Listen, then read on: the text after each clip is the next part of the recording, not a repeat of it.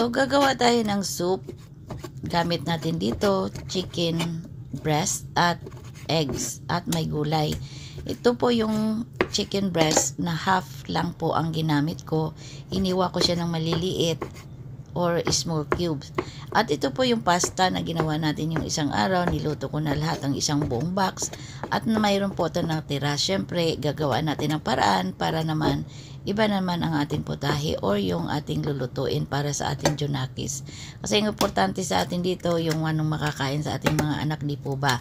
Anyway, mayroon tayong 2 itlog na babatihin po natin. Ayan, isit aside po natin ito at magigisa na tayo. So, sa itong malinis na pan or kaldero, lagyan natin ng kunting mantika lang naman po at kung mainit na, ilagay natin yung ating onions. By the way, nasa inyo kung unahin yung onions or yung garlic kasi minsan sa akin ay depende kung anong unahin ko. Basta ang importante masutin natin at isunod na natin yung ating chicken breast. Okay? Tapos hiniwa lang natin ng maliliit yan or depende sa inyo kung gaano kalaki ang gagawin nyo. So by the way, ito yung panimpla natin. Mayroon tayong asin at garlic powder at ito po yung mayroon tayong parsley ang nilagay. Isuti lang po natin dahil ng 5 minutes.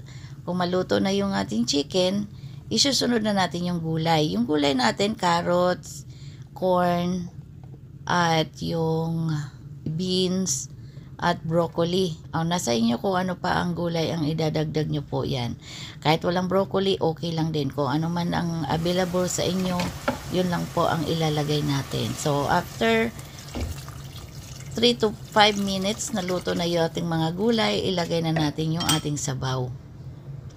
Pakuluan lang po natin ito at isabay na pala natin yung ating pasta. At pagka nakulo na at naluto na yung gulay, isunod na natin yung ating eggs.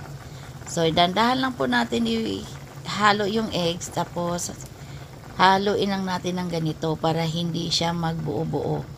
Ayan po, para mahalo-halo ng maayos at magkaroon po siya ng ganito ang texture.